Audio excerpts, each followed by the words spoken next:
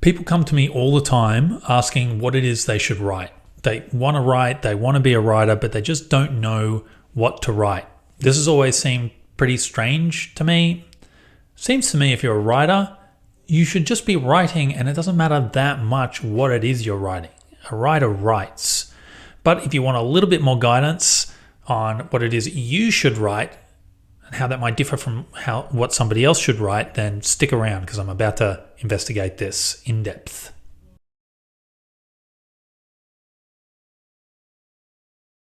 All right, so I'm going to give you the same advice you've probably heard a million times before, which is don't base your decisions about what you want to do on what somebody else wants you to do. You need to be doing what you want, in this case, writing what you want. And it seems like the most banal bit of advice and pointless. Yeah, I mean, obviously you want to write what you want to write, not what somebody else wants to write. But the fact is that a lot of people are thinking quite a lot about what other people are going to want them to write.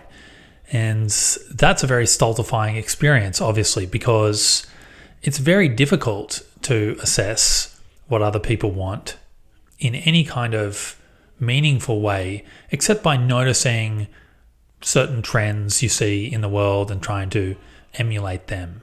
Now, I think it's important for me to say here that I'm not recommending that you never worry about what other people want, whether in terms of what you want to write or other kinds of wants. The kind of person that never cares about what other people think of them is more or less a sociopath. We don't want to be the kind of person that never worries about what other people will think. In this case, what other people will think of their work. If you're writing, you are, generally speaking, writing for people. So to never think about what other people want would be ridiculous and a very selfish way to write. And if that's what you want to write stuff for yourself, that's fine. It's okay to be selfish. But most of you want to write for people. The problem is that if you want to write for people, you might start with the question, what is it they want to read? I think this is a huge mistake.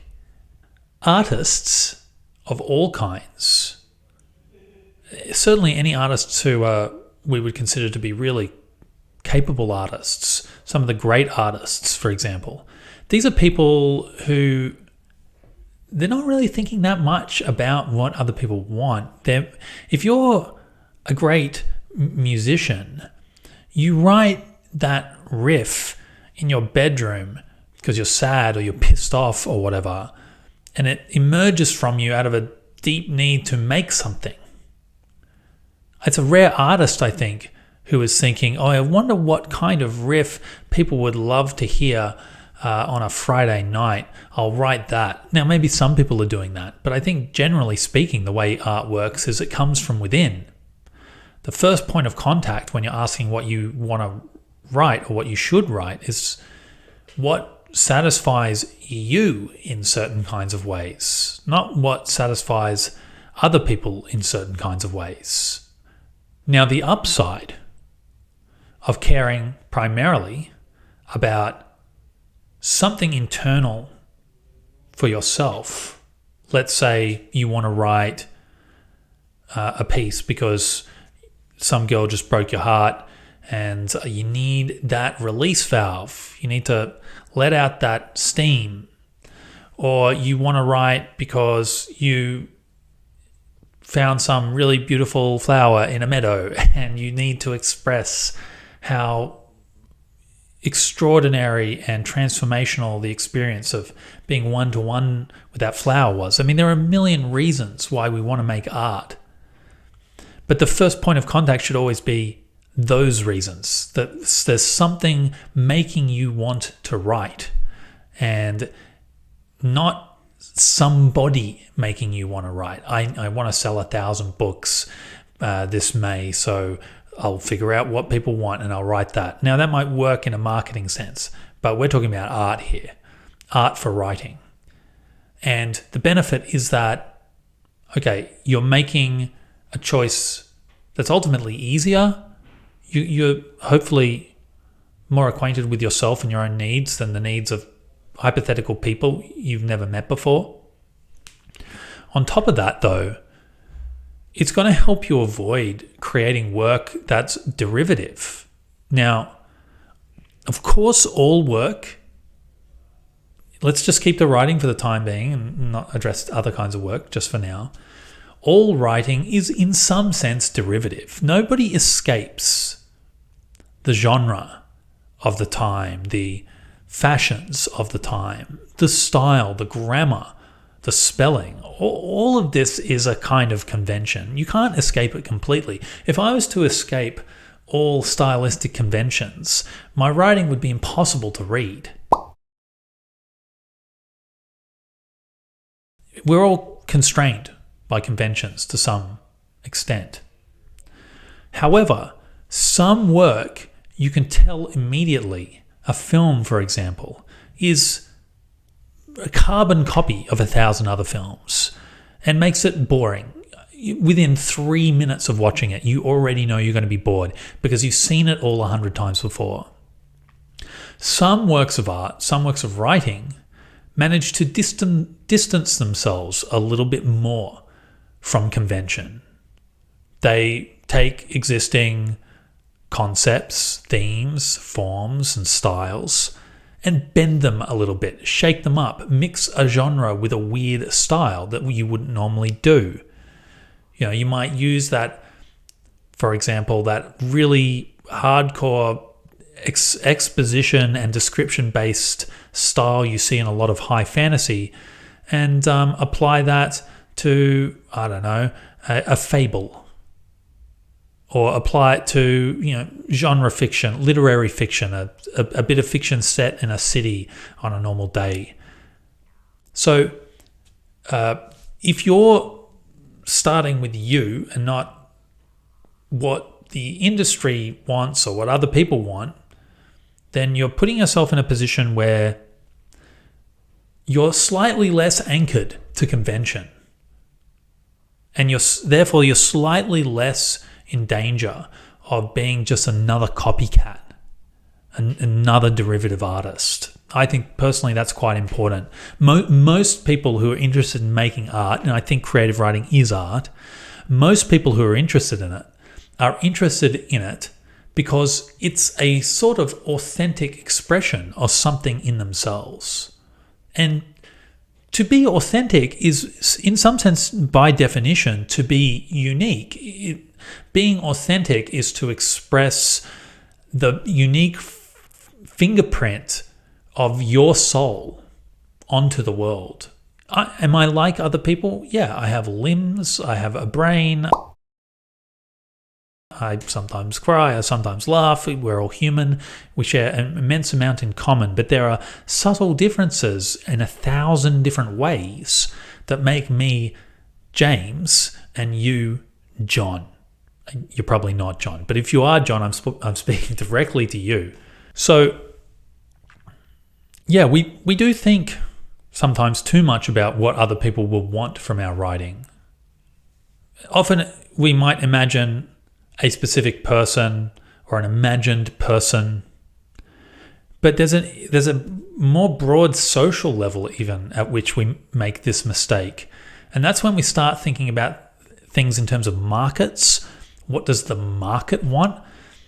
I mean, a market, certainly in terms of marketing speak, is never a concrete object.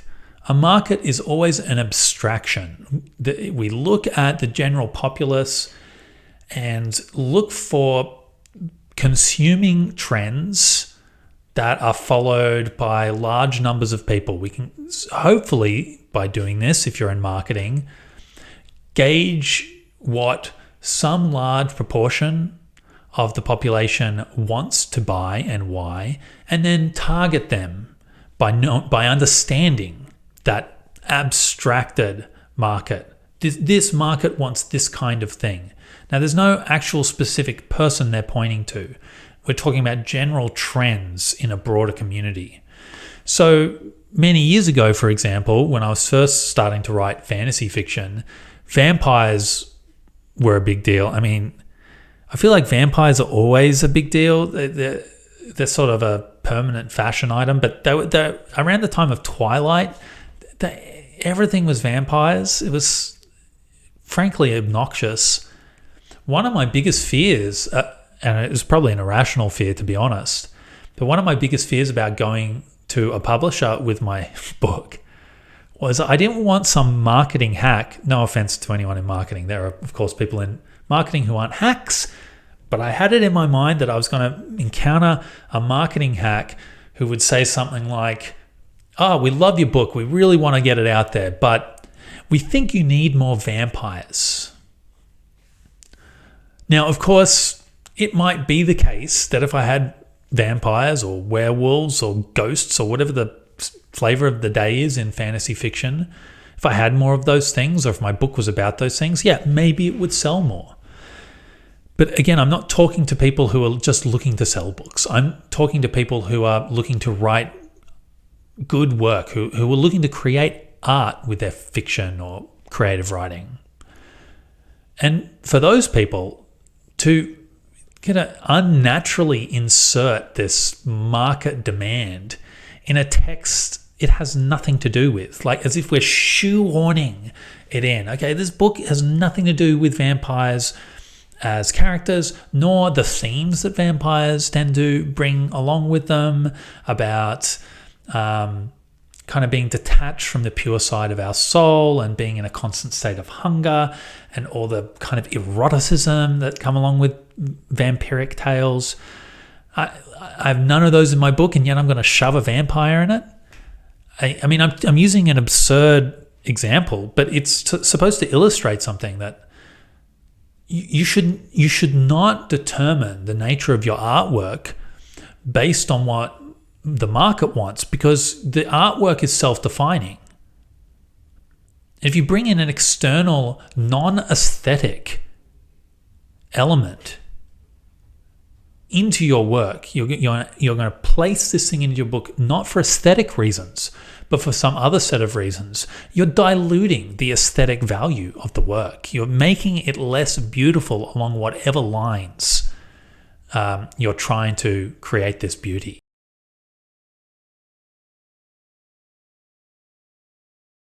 There's another little tidbit of advice I want to give here. I know we've got a long way to go. We've still got to figure out, well, what the hell do I want to write? I'm telling you, write what you want to write, but you might be asking, I don't know what I want to write. We'll get to that. But there's another layer of decision making in writing that's not before you start the project. It's during or after the project. So at this point, maybe you've already chosen what you want to write.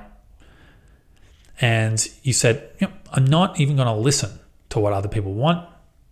I'm not going to listen to what the market wants. Okay, you're in a good place. But now let's imagine you've written the first draft and you're editing.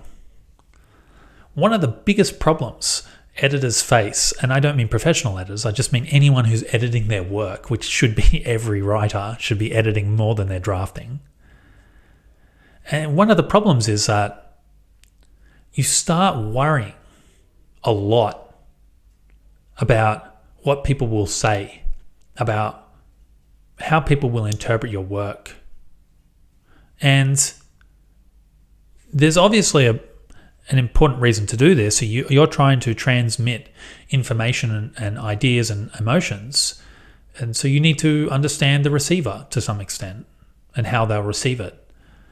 But it has a downside, and the downside is that it kind of freaks you out. You start worrying that people are going to hate this, that they're going to notice that you're a fraud, that you could hide the fact that you didn't know what you were doing when no one was reading it, and now you're going to put it out there and people are going to catch you. They're going to realize you're an imposter and you don't belong here and you shouldn't be writing, and that's a very painful thing to imagine.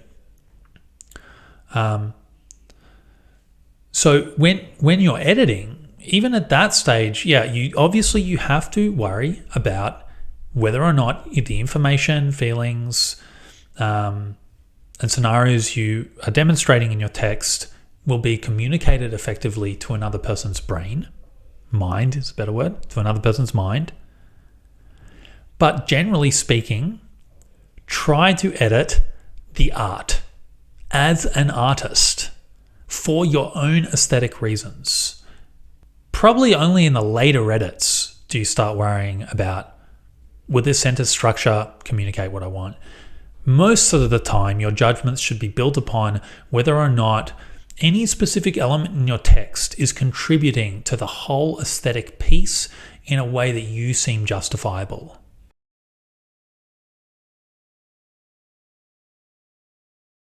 Now I've told you already that you shouldn't do what other people want, you should do what you want, which is really a truism. It's kind of obvious. The problem so many people seem to have is they don't really know what they want. Okay, yeah, I don't do what other people want. Well, what is it I want? And this is a very common problem, I think, in any situation where we have a multitude of choices. Just think of, okay, we've got two restaurants here. We're going to do a little thought experiment. They're side by side, and you look at both restaurants' menu through the window. On one restaurant, a Thai restaurant, let's say, they have a menu that's 50 items long. Everything looks great, but you know what the problem is here. You can't figure out which one of them you should get. The place next door, a burger joint, has 4 burgers and 2 hot dogs on the menu, and that's it.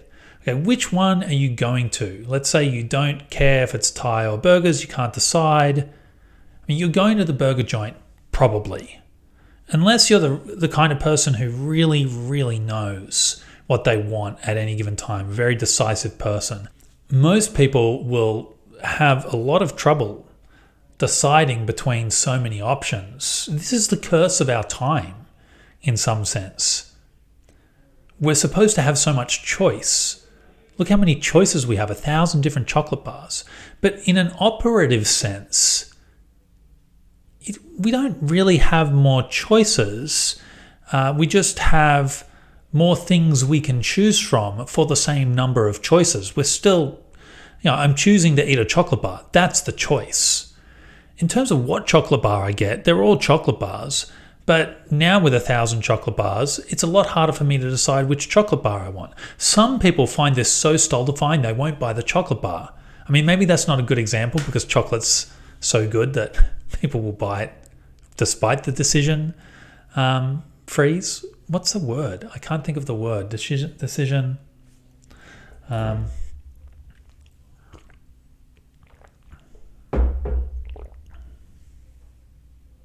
Paralysis. Okay, decision paralysis. That's what I'm talking about. Okay, so it's hard enough in our modern life to choose between 1,000 different pairs of shoes, 1,000 different job options, maybe not 1,000, 1,000 different potential partners. Just look at what Bumble and Tinder and things have done to the dating market. People become a lot more choosy all of a sudden, obviously. Now we have something like creative writing where you don't even have discrete choices in front of you. There are not discrete options. When I go to buy chocolate, there are, let's say, 40 different chocolate bars. These are each identifiable objects. There are discrete choices to make. Discrete meaning not fluid, has boundaries, it has a beginning and an end. One chocolate bar is not the other chocolate bar. They're different objects. Okay, creative writing, you don't really have that. You could write an infinite number of things. There are not really discrete objects on a shelf like that. This makes it even more difficult to know what you want to write. And even established writers deal with this problem. I've had a lot of this problem recently. I'll probably come out of it. I go through periods of flux on how decisive I am as a writer or not. I've been struggling a little bit to figure out what my third novel will be. I'm actually on my third attempt at a start of a novel just to see if I'm really feeling it. Probably what I should do is just finish a bloody novel. Just write the thing. I can always write another one. But so what I'm trying to get at is I understand how paralyzing these choices are. There are so many novels I could write.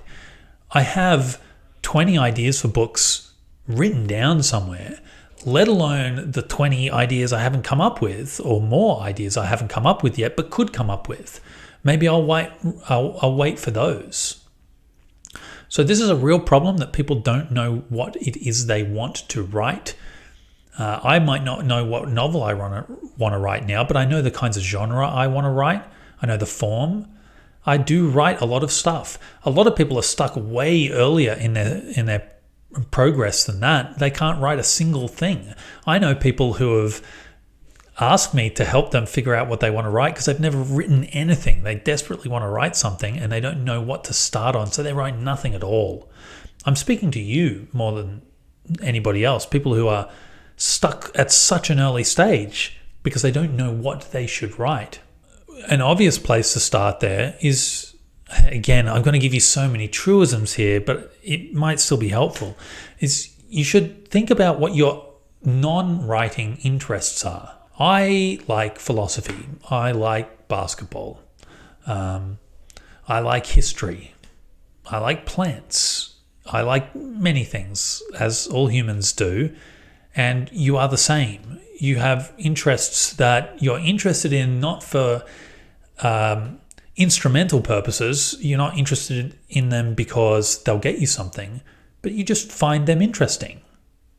They capture your attention in a way that promotes activity. That seems like a pretty good place to start, in my opinion. You don't know what to write. Well, you do know what other kinds of things interest you. If you are interested in paper planes, I assume there's a world of elite paper plane makers out there and fancy paper planes. There's probably competitions. Let's say you're into that. Okay, now you've at least got a subject. You can write about paper planes. Now, that doesn't tell you about the genre or form. You could write a poem.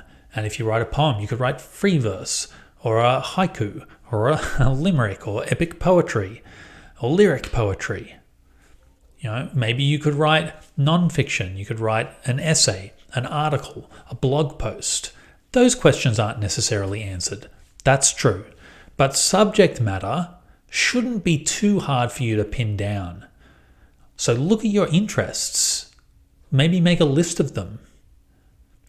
And if you have to, pick one at random. And there's your subject. Paper planes. That's a subject. Now, form and genre, that's a different question altogether. But that one's relatively easy to handle as well. I mean, one thing you can do is just do it at random. But if you don't want to do that, if you want to find a genre or form or style that you actually want and like, that speaks to you, and isn't just a random thing chosen for you, then why not look at the kind of stuff you like to read? Go find your favorite writers, whether they're fiction, whether they're non-fiction, whether they're poetry or screenwriters or what have you. Go find them and look at their genre choices. Look at their form. Are they doing short stories? Are they doing flash fiction? What kinds of settings do they use? What kind of style is their prose? And what kind of point of view are they using? If you don't know where to start, well, look at the things that you enjoy to read, because you'll quite likely enjoy writing those more than you would writing things that you don't enjoy reading. So like you did with the first bit of advice I gave you, which is just look for your interests and pick one at random. Maybe do the same with your writers. Pick one of your favorite writers in any area, or make a list, of all the writers you love, and then pick one of those at random. And then write in their form, in their genre, in their style, about the subject you've chosen, paper planes or something like this. And there's a piece. That's what you should write, at least as a first piece. So if you're really struggling to know what you want, there are ways to look at other kinds of things you already know you want and to integrate those into your decision about what you want to write. Start with something else you want. I think that's a pretty good way to go.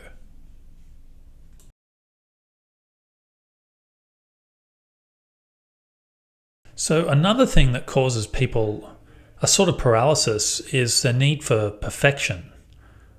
So I've given you some options already for how you might figure out what it is you want to write if you don't know already, to look at your other interests, to use those interests as a subject matter, and then to find your form and genre by seeking out writers who you love and emulating them. But you might still come up with some options there and feel like they're not quite right for you. This is, it's probably the biggest error of all being made by people who are struggling to write, is they have a kind of imagined piece of writing floating around in their consciousness, and that imagined piece of writing that they'll one day hypothetically produce is perfect. It's exactly the right piece of fiction, written in exactly the right kind of way. Unfortunately, of course, that imagination you have is a fairly fuzzy kind of experience. You can't imagine an entire novel in your head. You can imagine general senses of the thing, maybe a scene or two, maybe the feel or rhythm of the prose, maybe the emotional or thematic elements of the text are in some way apparent to you. So you can get a general feel for the text, but you never, ever see the fully written object in your head.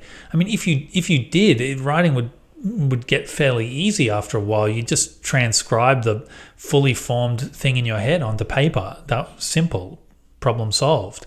That's just not how creativity works in general. It's certainly not how creative writing seems to work, at least for most people.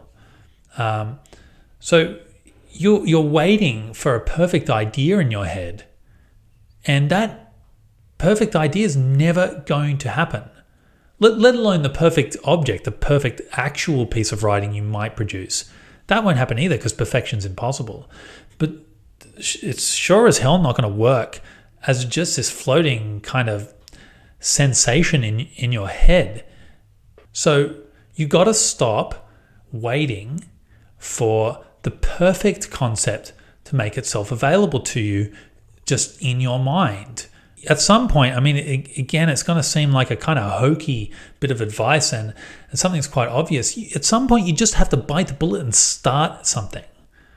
And of course, not just start it, but finish it. For some reason, people get really caught up on needing every bit of their work to be something important or meaningful. I can't write this other thing because in some sense it's going to take away from the thing I should be writing. This imagined novel in my head that I haven't even started yet that feels great in my head.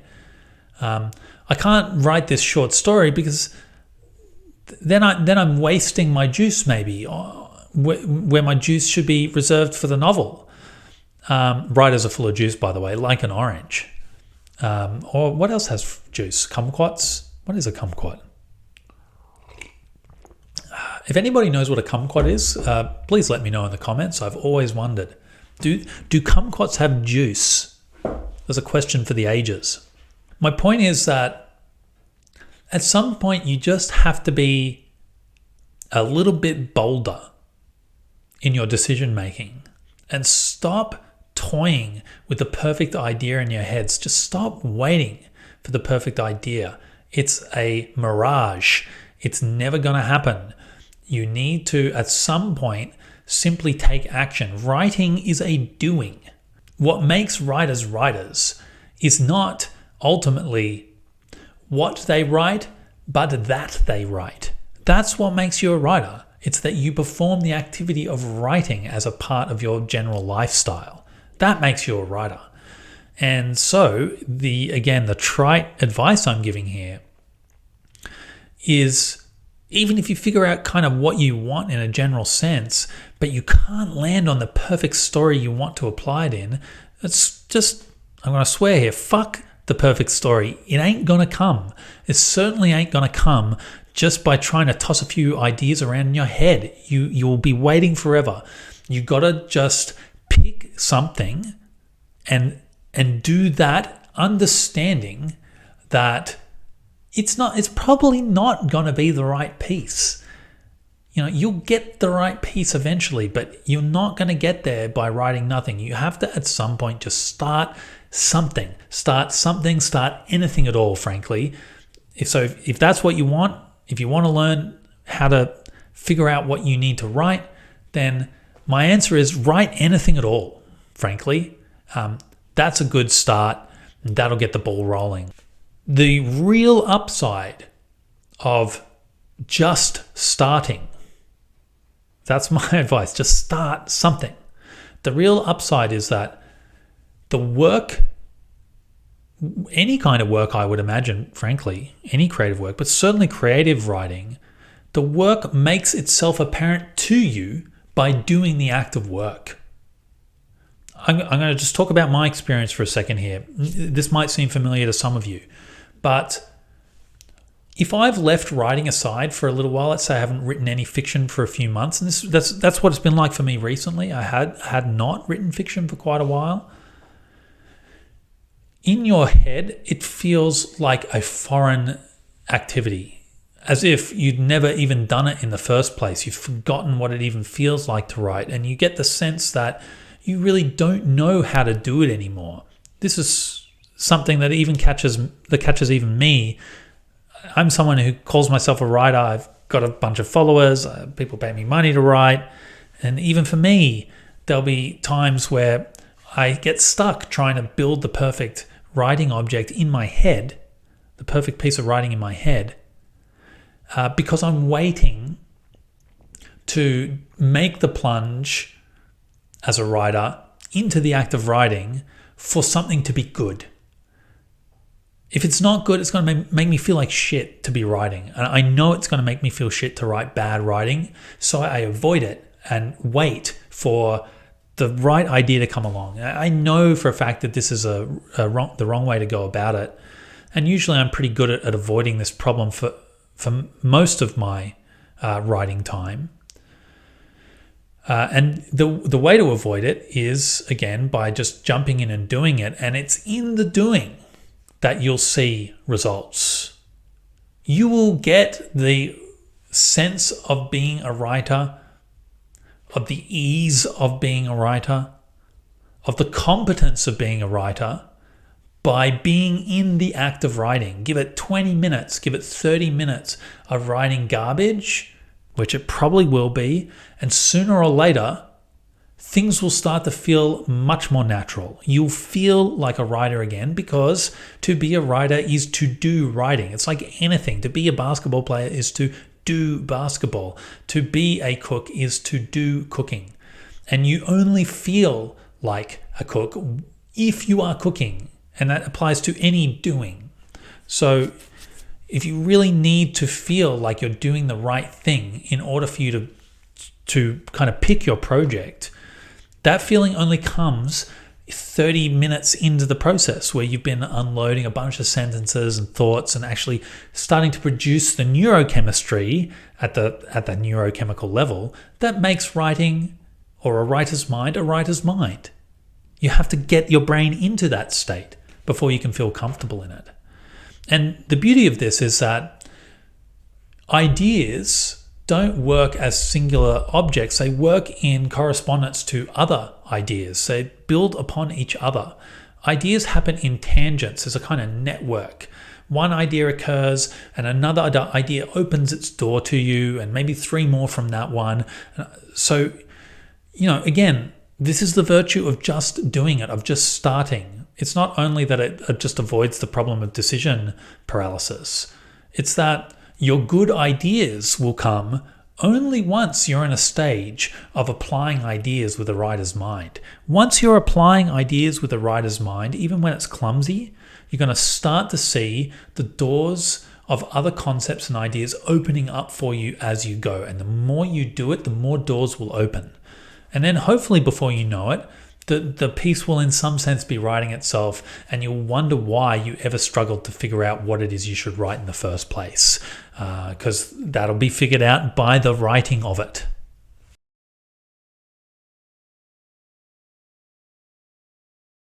I know I've just told you that you should kind of, in some sense, define what kind of writer you are by looking at your interests, by looking at your genre and forms, or more specifically by looking at famous writers whose form and genre you like.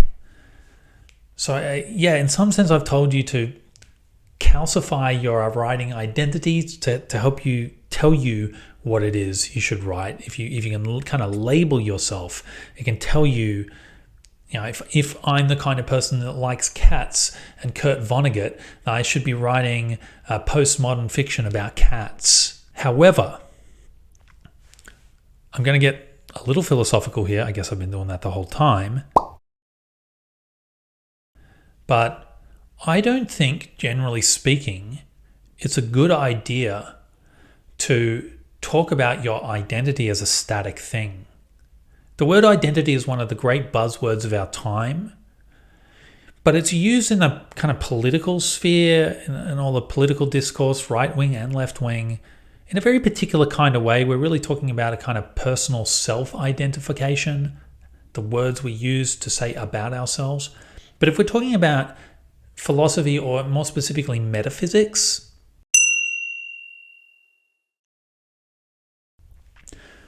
identity is a much broader concept than that. My identity, in that, certainly what I would consider a more metaphysical sense, is far deeper and even to some extent unknown than just names I can say about myself. I'm a son, I'm a man, I'm Australian, and so on. These are actually really surface level, to some extent, elements of identity.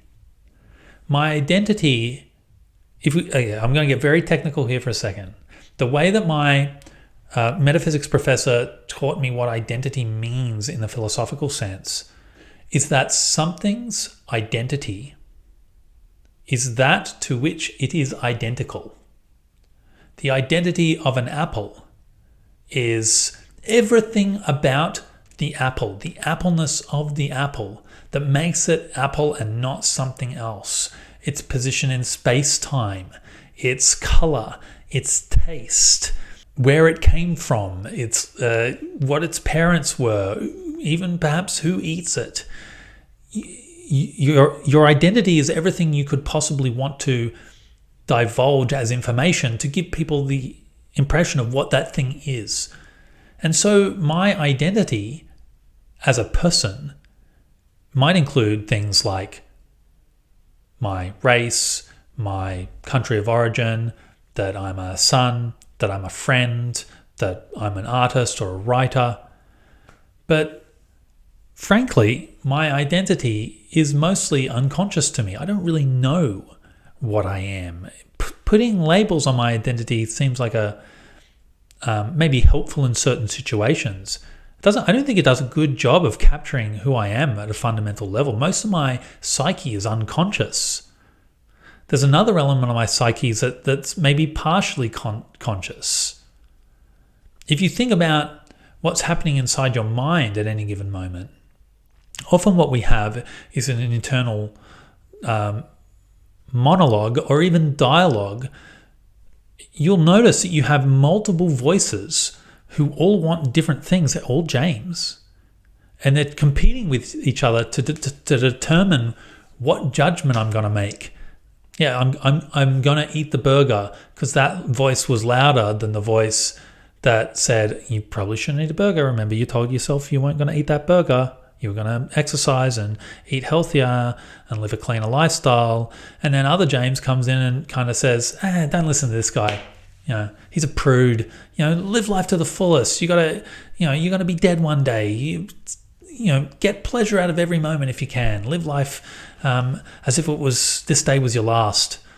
Okay, so there's a lot of complex elements in my consciousness, even just at the level of the voices in my head. Which one of those is James? Which one of the 100 voices is James? And that's just the voices. It's not my preferences, it's not my tastes, it's not my levels of attraction, it's not my aggression or my joy. There's so many things that make a person and not some other person. So the point of this rant is to point out that I think writers, like any person, can sometimes over-identify as something. I'm an author, I write novels. Okay, you're probably great at that, and maybe that's the best thing for you to be writing, but you may be limiting your writing ability, your writing reach, and your capacity to make beautiful things by telling yourself you're a specific kind of writer. So if you really want to know what to write, maybe you've been writing for a while. Maybe I'm talking not to the people who can't figure out the first thing to write. Maybe I'm talking now to people more like me who've been writing for years and have boxed themselves into a bit of a hole. For people like me and you, what you should write is unknown to you yet, partly because you haven't written enough kinds of things. This is where experimentation really matters. Experimentation in any sphere of life is partly about figuring out who you are. And I don't think that's any different for creative people and for writers.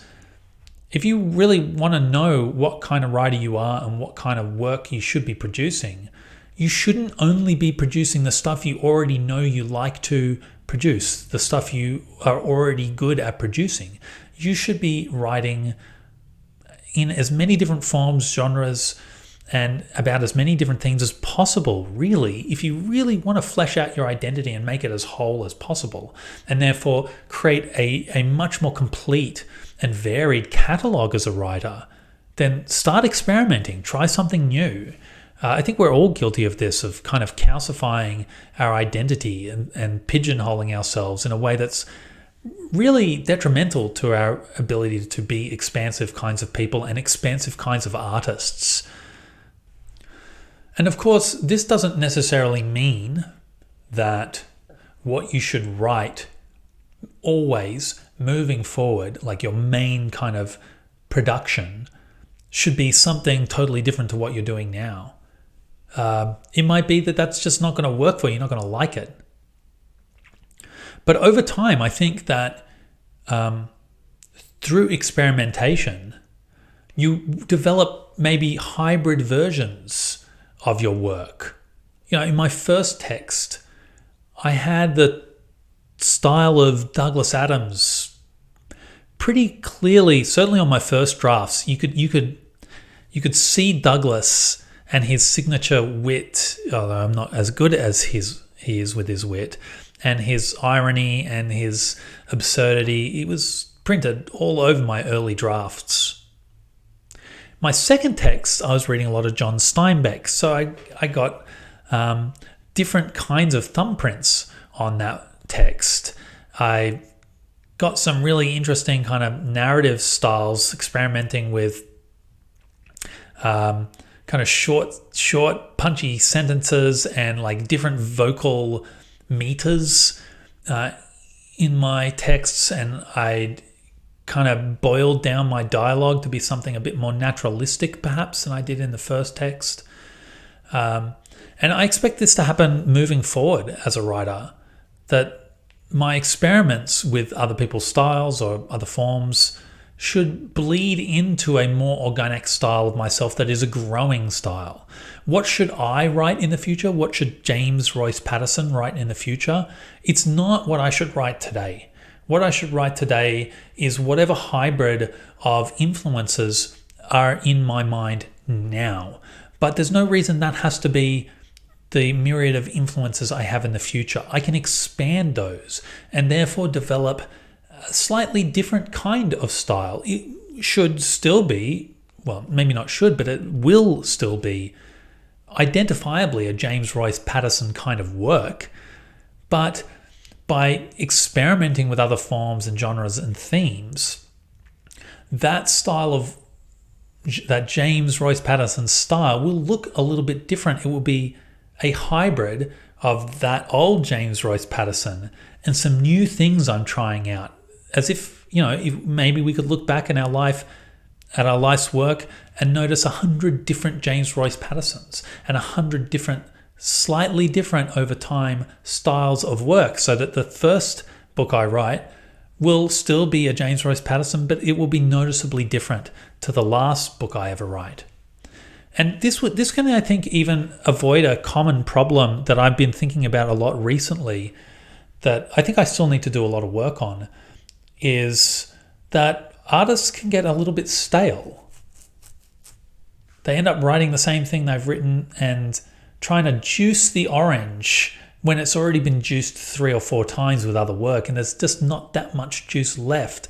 You'll notice this, I think, with a lot of musical artists, where their first album is fantastic because they have created a certain kind of style, and they've given themselves a parameter of, let's say, 14 tracks in a single album to explore that style to all of its extremities. To, as I say, juice the orange of all the juice you can get, to explore every element of the design space. Then they get to their second album and they maintain the same style, but now you're working with the same orange and there's just no juice left. You've explored those elements of the design style. Happens in television too, where the second season's much worse than the first season. And often what you'll see is that the characters in the second season often end up like caricatures of themselves. The characters aren't explorations of this organic creative territory anymore. The person has locked themselves into the show being a certain kind of way, with the characters being expressed in certain kinds of ways, and now they're looking backward and emulating themselves, and it looks like a copy of their own work. I think most people will be familiar with this problem, both in television and in music, and probably in other forms, where the first work really catches their attention, it seems really fresh, and it just gets less and less fresh over time. And moving forward, I think a good thing for a writer to do to avoid that issue is to continue to experiment with things so that their second, their third, their fourth text is just not quite the same kind of text as the other texts. It's not going to get so stale that way. I'm wrestling with this myself right now. I am wondering whether my third text is maybe covering the same, more or less the same kind of stylistic choices in terms of setting and environment and feel that my first 2 texts are, and whether or not that's making it a bit stale. I haven't kind of decided yet, and I have some ideas about some new things I want to try that might avoid that problem. But certainly for established writers, I think it's really important for us when we're asking, what should I write? To really start thinking about, what should I write that isn't the same thing I wrote last time? Something different for me and something different for my readers.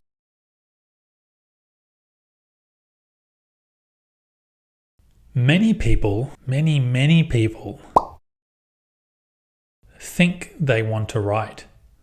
Many people think they want to write before they ever really start doing writing, being a writer, living like a writer.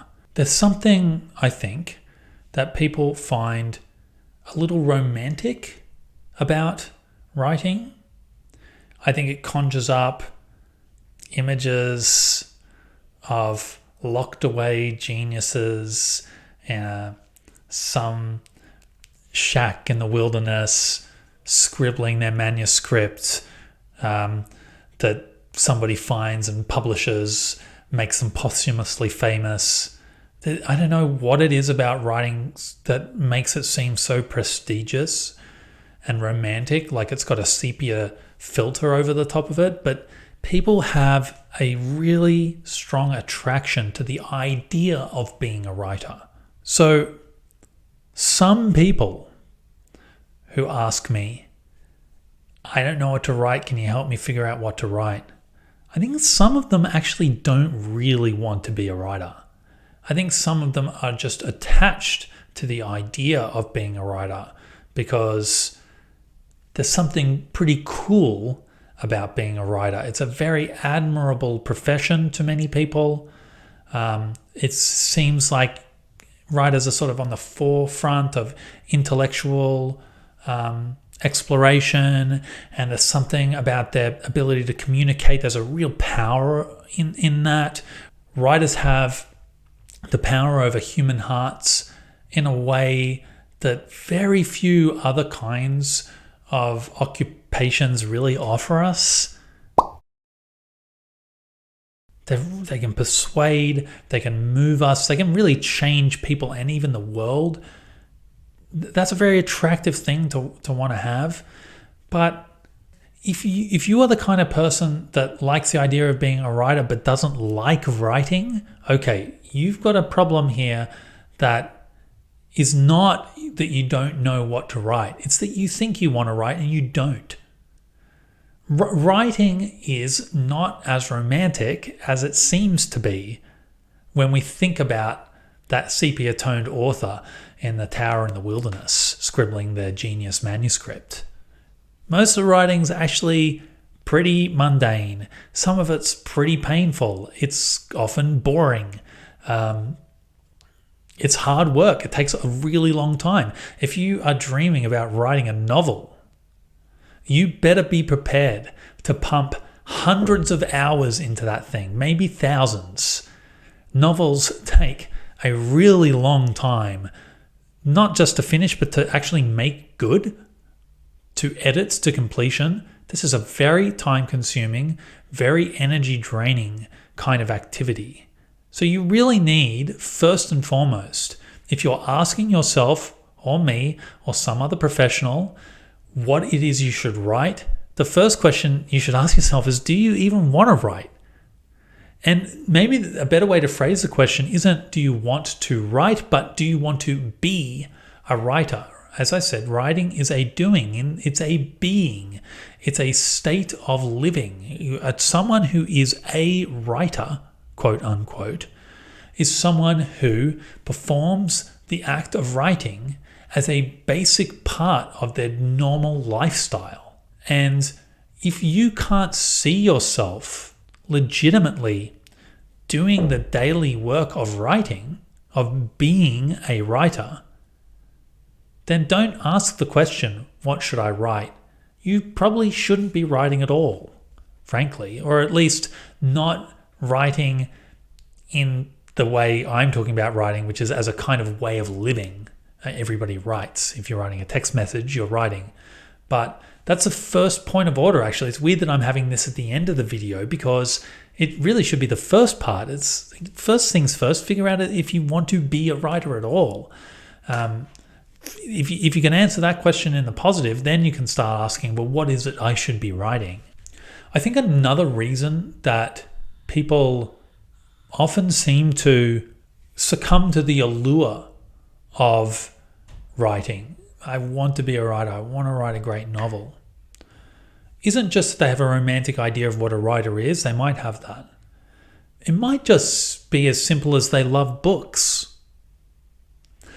I think you'll find that most people in kind of the writing world that lives online, writing Instagram, writing Twitter, writing YouTube, there's a whole, if you're watching this, you're probably in it. There's a whole raft of people in the world of writing, a lot of whom are trying to sell their fiction through their social media. But some people are simply there to appreciate books. They're not writers per se, but they're things like Bookstagram is a hashtag. And some of them are writers and some of them are just readers. I think a lot of people who are those kinds of readers who identify themselves as a book lover, as a word nerd, as a bibliophile, that's a good word. A lot of people who do that extrapolate from that world is what they should be pouring their creative energy into. Okay, if I want to express myself as a creative individual, I love books, therefore I should be writing. But I think it's important to say that not every writer is a book lover.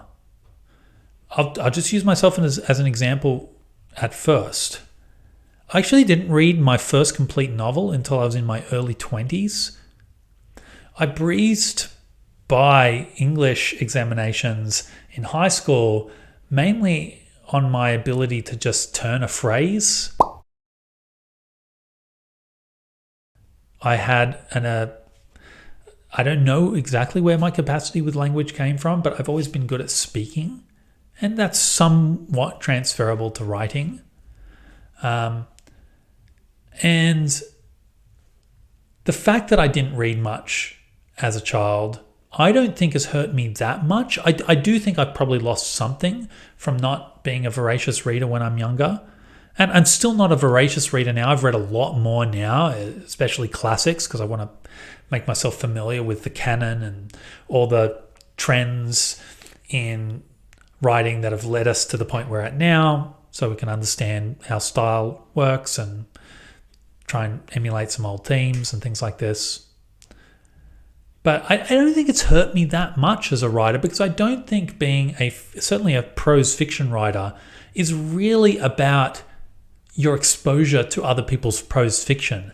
I think that being a writer there's something more fundamental than just loving books. A lot of writers obviously love books. Even I love books. I'm not super well read compared to other hardcore readers, but I still love books. But I don't think that's what makes me a writer.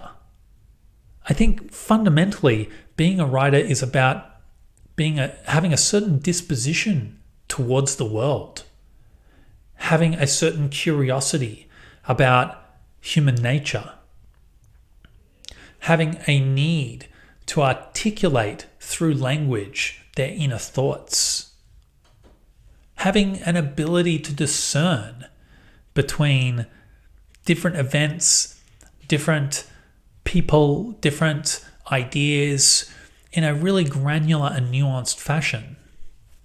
And most importantly, perhaps for a fiction prose writer, just having the kind of attitude of a storyteller, having that, in some sense, a sort of theatricality, a way of taking the immense number of events in the world that could present as a story and taking certain events out and reconstituting them in a very particular kind of way to communicate some sort of grander idea. The storyteller has a really good sense of what events should be compiled or could be compiled in certain kinds of order in order to evoke something. A storyteller doesn't just report events in the order they actually happen necessarily. They select them.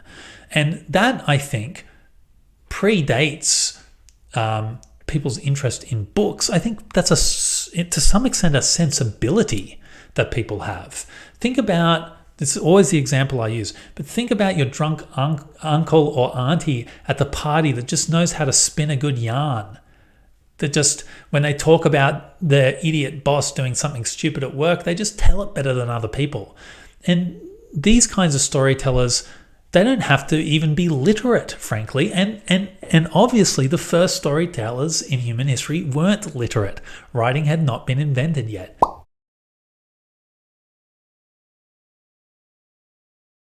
So to go back to my original point, the fact that you are a voracious reader doesn't necessarily tell you anything about whether or not you're going to be a voracious writer or a good writer.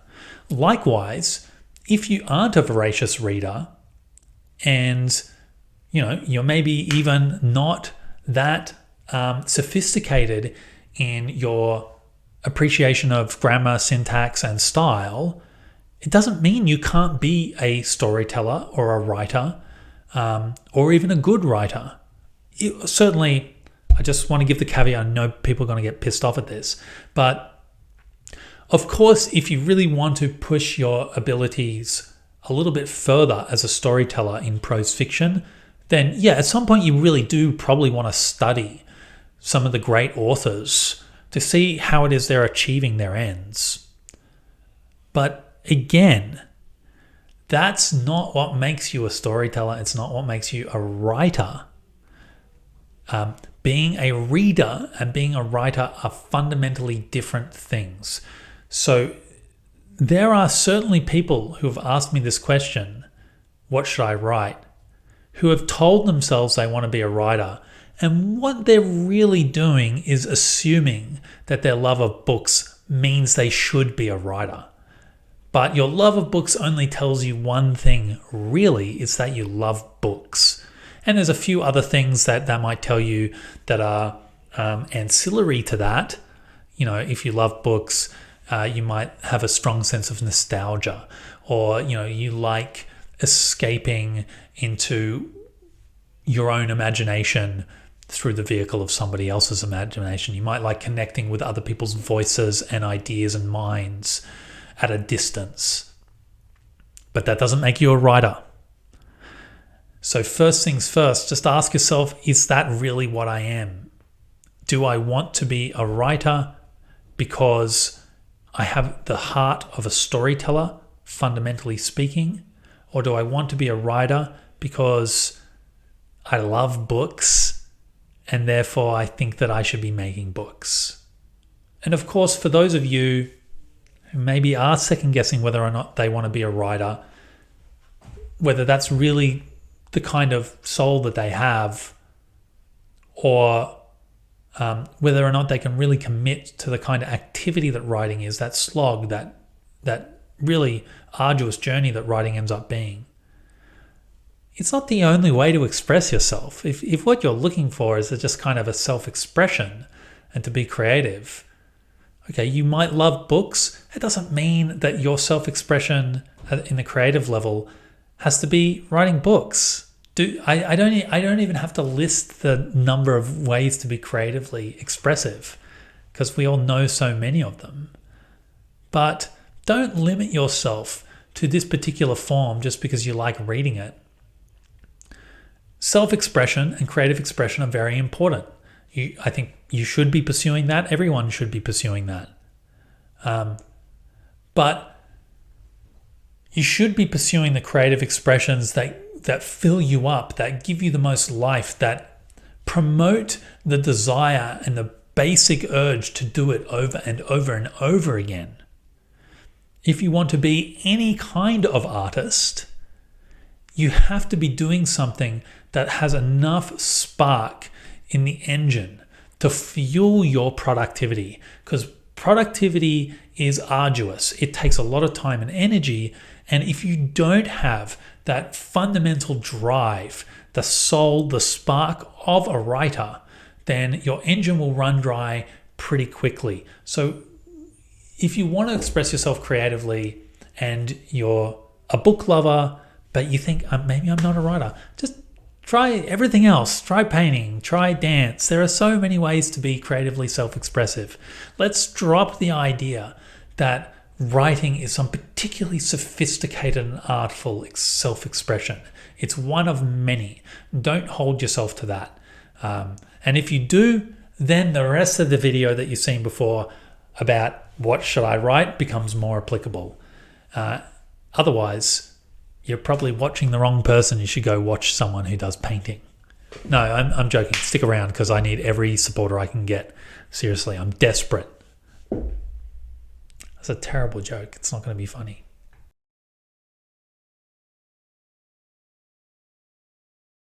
There isn't much point in undertaking learning of any kind.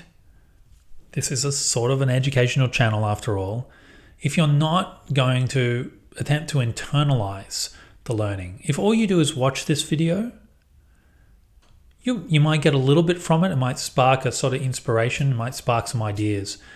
But if you really want to get something out of this, you should take action upon it. So I'm going to give you an opportunity here to prompt in yourself some ways to do some work with what you've learned in this video, of what you've thought in response to this video.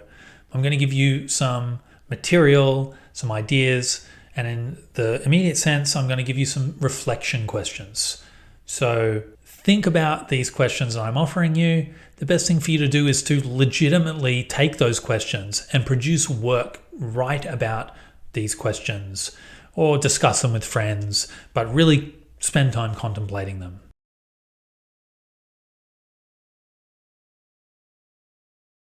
Reflection question number 1.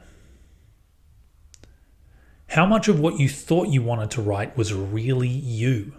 How much was just a following of others? How much was about trying to be cool or smart or seem sophisticated? Reflection number 2. In the texts you most enjoyed, what exactly attracted you so much? Was it something about the content? Was it something about the style? Was it something about the genre? And if it is one or many of these things, is this something you could emulate yourself? If it is, try emulating it and see what happens.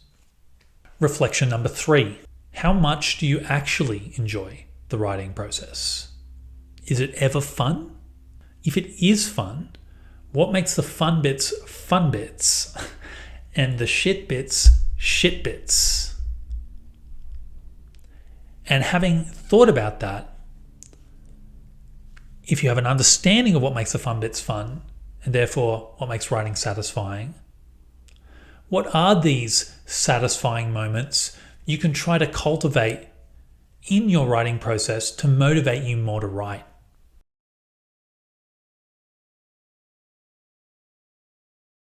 So now you've got some questions to reflect on. You can write about those in a journal. You can talk to them about your friends. You can just mull over them in your head. I'm going to give you something a bit more concrete. I'm going to give you an activity to perform. And I'm going to give you an activity that's hopefully going to help you embody the learning you've had during the course of this video.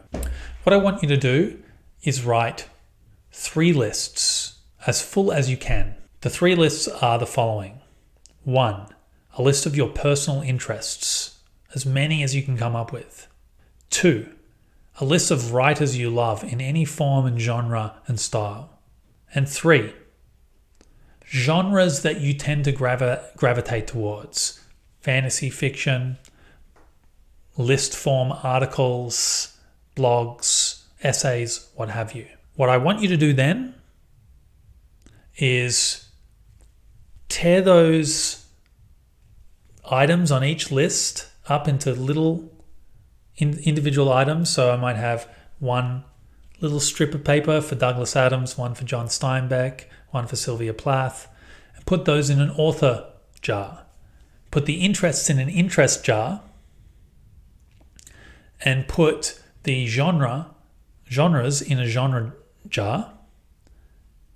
And then you're going to take them at random, one out of each jar at random, and you're going to apply those in a piece of writing. So I'm going to take Douglas Adams, I'm going to take my interest in basketball, I'm going to take the genre of epic poetry, and that's what I'm going to write. And the reason we're doing this is it's similar to what I was saying before about kind of decision paralysis. This is just going to give you something to write. You don't have to think that much. It will automate it for you. The other thing it's going to do is it's going to allow you maybe to experiment. I've never written epic poetry. I really appreciate epic poetry. I like the works of Homer. I've never tried writing it. I picked this out of the jar. Now I have to write it. It's going to help me expand my identity. So there's your task. If you want a little bit of extracurricular material, do the exact same process, but now with things you hate. Things you're disinterested in, writers you can't stand, and genres you would never read. And of course, this is again good for that sort of experimentation, the expansion of your writing identity. This should help you maybe find some parts of the possible writing world that you can dabble in that you had previously dismissed. And at the very least, it might help you to appreciate what it is you don't like about those things, which is never a bad thing for a writer to do, to develop your understanding of yourself is the best thing you can do in some sense as a writer, even if it's understanding things that you don't ever want to do again.